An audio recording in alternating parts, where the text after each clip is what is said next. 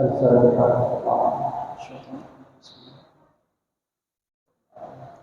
الرحمن الرحيم مالك يوم الدين إياك نعبد وإياك نستعين اهدنا الصراط المستقيم صراط الذين أنعمت عليهم غير المغضوب عليهم ولا الضالين. السلام عليكم ورحمة الله وبركاته. الحمد لله رب العالمين. اللهم صل على سيدنا محمد الفاتح لما أغلق والخاتم لما سبق ناصر الحق بالحق والهادي إلى صراطك المستقيم وعلى آل حق قدره ومقداره العظيم. أما بعد، نويت أن أعتكف في هذا المسجد سنة لله تعالى. Alhamdulillah kemudian dan ucapan syukur selalu kita selanjutkan kepada Allah Subhanahu wa Ta'ala, dan juga salawat serta salam kepada baginda Muhammad sallallahu alaihi wasallam. Bapak Ibu yang dirahmati Allah Subhanahu wa Ta'ala dan para pemirsa Radio Masjid Darussalam yang mudah-mudahan selalu di dalam lindungan dan rahmat Allah Subhanahu wa Ta'ala. Alhamdulillah yang selalu kita panjatkan dan selalu kita lantunkan ketika kita mengucapkan, ketika kita menerima suatu kenikmatan dari Allah, atau ketika kita mendapatkan pujian dari seseorang pun kita tetap mengucapkan Alhamdulillah. Alhamdulillah kalau kita melihat daripada definisinya, sebenarnya dia adalah bentuknya mufrad, yaitu pujian. Tetapi alhamdulillah itu jika diterjemahkan adalah segala puji bagi Allah Subhanahu wa Ta'ala. Hal ini menunjukkan bahwa pujian apapun yang diterima oleh makhluknya Allah, semuanya kembali kepada Allah Subhanahu wa Ta'ala. Ketika kita merasa menang atau berhasil menyelesaikan satu pertandingan, maka kita mengucapkan Alhamdulillah, segala puji bagi Allah. Artinya bukan kita yang patut dipuji, tapi Allah dan yang patut kita puji. Hal ini menunjukkan bahwa manusia sebenarnya adalah tempat yang dia itu adalah pancaran dan pujian kepada Allah Subhanahu wa Ta'ala. Oleh karena itu Bapak Ibu yang dirahmati Allah Subhanahu wa Ta'ala, jika seseorang itu ingin mengetahui bagaimana pancaran daripada pujian itu memang seharusnya dia tunjukkan kepada Allah Subhanahu wa Ta'ala, maka marilah, dan inilah salah satu cara langkah kita adalah menuntut ilmu pengetahuan, yang mana ilmu pengetahuan tersebut membawa kepada nur, dikatakan dia membawa kepada cahaya yang membuat hati kita ini menjadi terang benderang, dan hati kita ini mudah untuk menerima nasihat dan menerima pancaran daripada nur Allah Subhanahu wa Ta'ala. Kalau kita melihat lagi ilmu yang kita ketahui dia terdiri dari 3 huruf, Ain, Lam, dan Mim. Kemudian ilmu tersebut jika dibalik 3 huruf ini maka dia menjadi amala, yaitu ilmu, dan amala itu adalah amal atau praktek daripada ilmu tersebut. Kemudian ilmu lagi dari 3 huruf ini, Ain, Lam, dan Mim ini, ketika dia dibalik lagi maka dia menjadi lam'un. Apa artinya adalah lam'un? Artinya adalah sebuah pancaran atau sesuatu yang bersinar. Maka hal ini menunjukkan bahwa kita menuntut ilmu untuk diamalkan, yang mana bentuk daripada ilmu yang diamalkan tersebut akan menunjukkan satu pancaran yang ada paling tidak di hati kita dan juga di dalam tingkah hidup kita di dunia ini. Bapak Ibu yang dirahmati Allah Subhanahu wa taala. Di dalam mengarungi hidup pasti kita mengenal bahwa Allah Subhanahu wa taala yang membuat kita bisa bergerak. Allah Subhanahu wa taala juga lah yang membuat kita bisa sukses dalam mengerjakan segala hal. Hal tersebut kita kenal dengan namanya ma'rifatullah. Kita mesti mengenal Allah Subhanahu wa taala. Kalau kita kenal dengan Allah, maka kita akan menyembah Allah Subhanahu wa taala. Kalau kita ma'rifah dengan Allah, maka segala aktivitas kita pun akan kita sandarkan kepada Allah Subhanahu wa taala. Oleh karena itu ma'rifah atau pengetahuan atau pengenalan kita terhadap Allah Subhanahu wa taala perlu kita perdalam.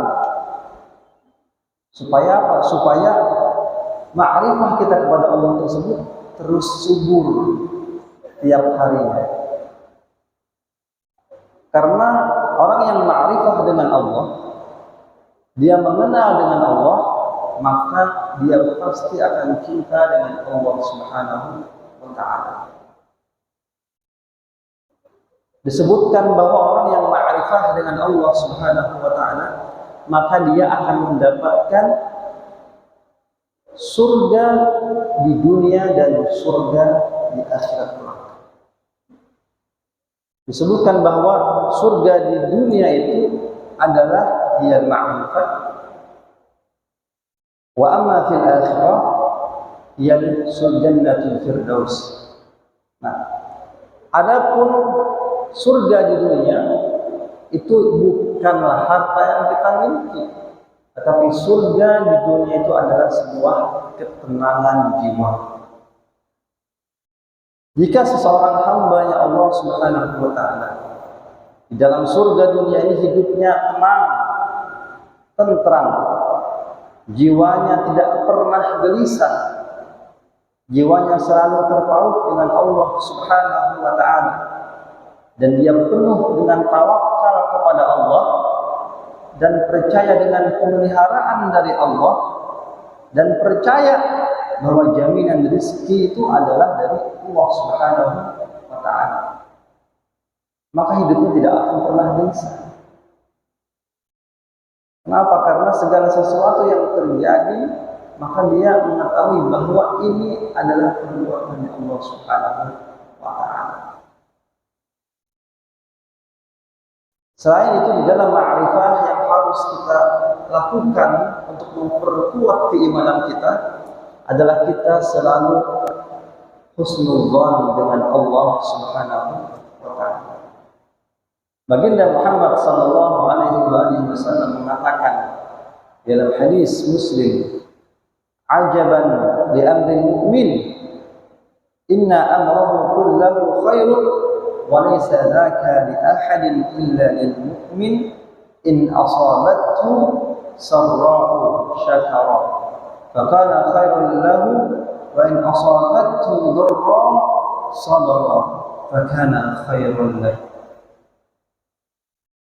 Sungguh menakjubkan urusan seorang mukmin, sesungguhnya seluruh urusannya itu baik. Orang yang muslim, orang yang mengenal Allah Subhanahu wa taala, memang kenal betul, selalu menyandarkan urusannya atau apa yang terjadi di dalam kehidupan ini dia sampaikan kepada Allah, dia ta'alluq, dia memiliki hubungan yang kuat dengan Allah Subhanahu wa taala, maka semua perkara yang dia, seluruh urusannya itu adalah baik. Disebutkan di dalam hadis ini. Dan hal tersebut tidak dimiliki kecuali oleh orang-orang yang mukmin. Hanya orang-orang mukmin yang memiliki urusan yang semuanya itu baik. Apabila dia mendapat nikmat, dia bersyukur dan itu baik baginya. Dan apabila dia mendapat musibah, dia pun bersabar, dan itu baik baginya. Sehingga orang yang memiliki hubungan yang dekat dengan Allah, yang selalu berhusnuzan dengan Allah Subhanahu wa taala dalam hidupnya, tidak pernah dia gelisah.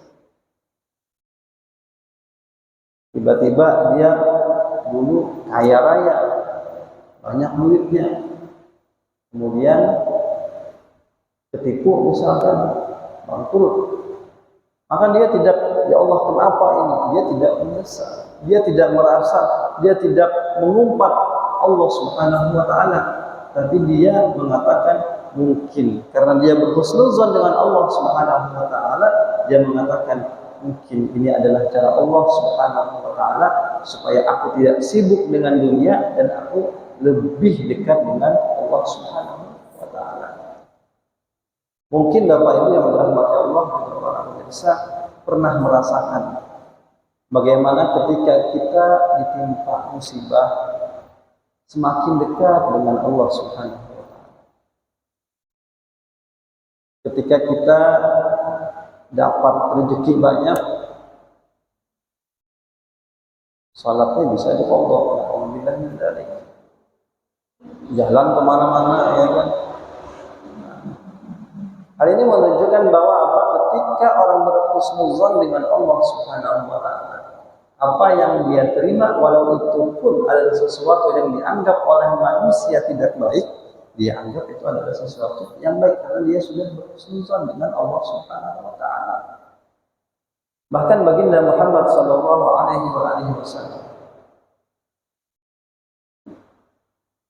mengatakan di sini bahwa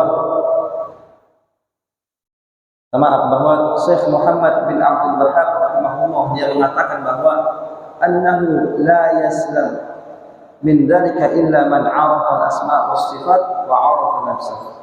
Bahwasanya tidak ada yang bisa selamat dari prasangka buruk kecuali orang yang mengenal dengan Allah Subhanahu wa taala. Jadi kalau orang tidak kenal dengan Allah, maka dia akan berprasangka buruk terhadap Allah Subhanahu wa taala. Jadi yang paling utama adalah kita kenal dengan Allah Subhanahu wa taala. Kita bagaimana cara kita mengenal dengan Allah? Kita mempelajari bagaimana sifat-sifat Allah Subhanahu wa taala. Mulai dari yang dirahmati Allah Subhanahu wa taala, orang yang kenal dengan Allah sekali lagi dia selalu berhusnuzan dengan Allah.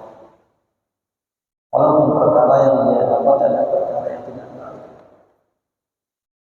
Bahkan kalau kita melihat perkara yang tidak baik, mungkin kita anggap dikatakan jika seseorang muslim itu mendapat satu mudarat, maka ada 3 hal kemungkinan yang terjadi pada dirinya.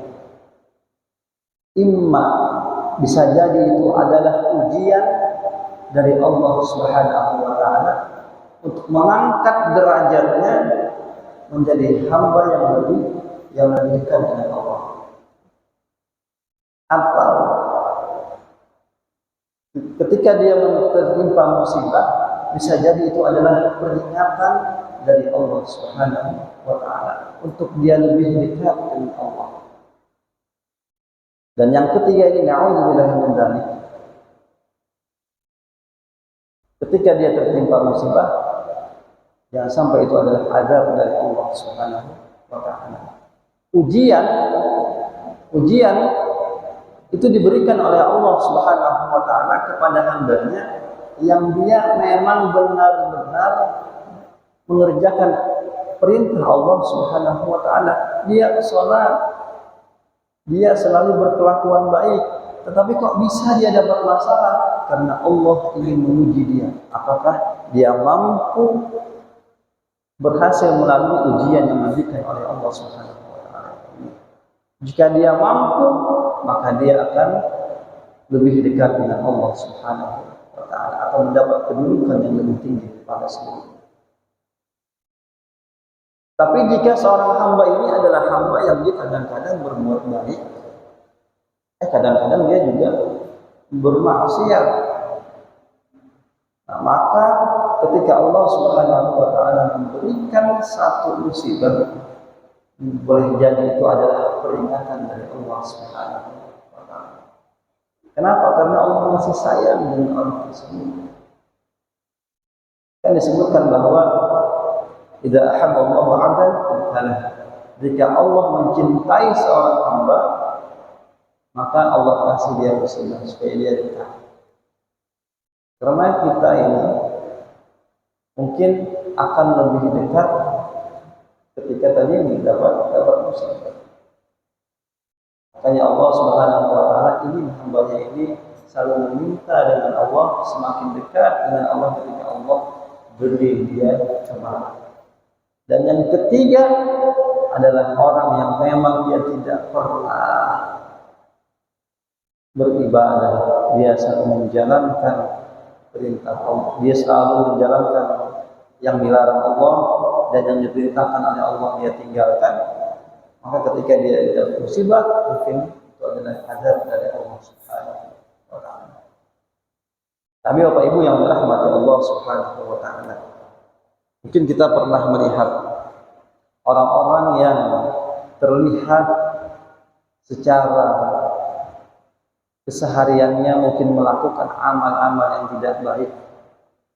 Mungkin dia mabuk, mungkin dia melakukan perkara yang selain hal yang lainnya, mabuk, berjudi dan lain sebagainya. Tapi dia pernah berbuat baik. Misalkan nih, dia selalu berjudi atau dia mabuk-mabukan, tapi tiba-tiba tetangganya kelaparan, maka dia share uang tersebut, dia bagi duit yang dia punya. Nah, mungkin karena sedekah daripada dia tersebutlah yang menjadikan dia mendapat hidayah dari Allah Subhanahu wa taala. Oleh karena itu, Bapak Ibu yang dirahmati Allah Subhanahu wa taala, berhusnuzon dengan Allah Subhanahu wa taala menunjukkan kuatnya iman seseorang. Dia selalu menghadirkan Allah di dalam segala aktivitasnya dan selalu merasakan apa yang diberikan oleh Allah Subhanahu wa taala kepada dirinya itu adalah yang terbaik. Dan hanya orang-orang yang mampu di level ini adalah orang-orang yang memang selalu tiap harinya dia mendekatkan diri dengan Allah Subhanahu wa taala. Oleh karena itu dikatakan bahwa bertemanlah dengan orang-orang baik, maka insya Allah kita akan menjadi baik. Maka dekatlah dengan Allah, insya Allah, dan yakinlah bahwa kita akan menjadi hamba Allah yang dicintai oleh Allah Subhanahu wa taala. Mudah-mudahan apa yang saya sampaikan bermanfaat, dan mudah-mudahan keluarga kita, anak kita, kerabat kita, tetangga kita dirahmati oleh Allah Subhanahu wa taala, dan kita mampu menjadikan segala apa yang terjadi di dalam hidup kita ini selalu kita hadirkan Allah, selalu kita berhusnuzon kepada Allah Subhanahu wa taala, karena kita harus yakin bahwa aturan Allah adalah aturan yang terbaik. Mungkin sekarang kita menganggap tidak baik, tetapi nantinya kita akan merasakan itu adalah aturan yang indah dari Allah Subhanahu wa taala. Kita akhiri dengan doa. Amin. Bismillahirrahmanirrahim. Alhamdulillahirabbil alamin wassalatu wassalamu ala asyrofil anbiya'i wal mursalin sayyidina wa maulana Muhammad wa ala alihi wa sahbihi wa barik wa sallim ajma'in. Allahumma a'udzu billahi fi qulubina. Allahumma a'udzu billahi fi qulubina.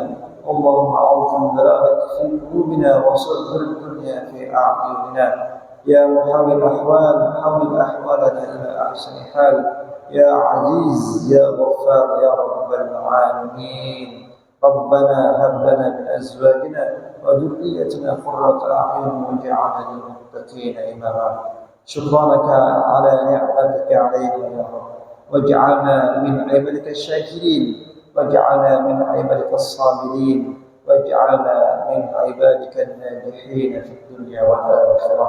ربنا آتنا في الدنيا حسنة وفي الآخرة حسنة وقنا عذاب النار. وصلى الله على سيدنا محمد النبي الأمي وعلى آله وصحبه وبارك وسلم. الحمد لله رب العالمين. اللهم صل على محمد. اللهم صل عليه وسلم. اللهم صل على محمد. اللهم صل عليه وسلم. اللهم صل على محمد. اللهم صل عليه وسلم. اللهم صل على محمد رسول الله. يا رب صل عليه وسلم. حبيب الله صلى الله عليه وسلم.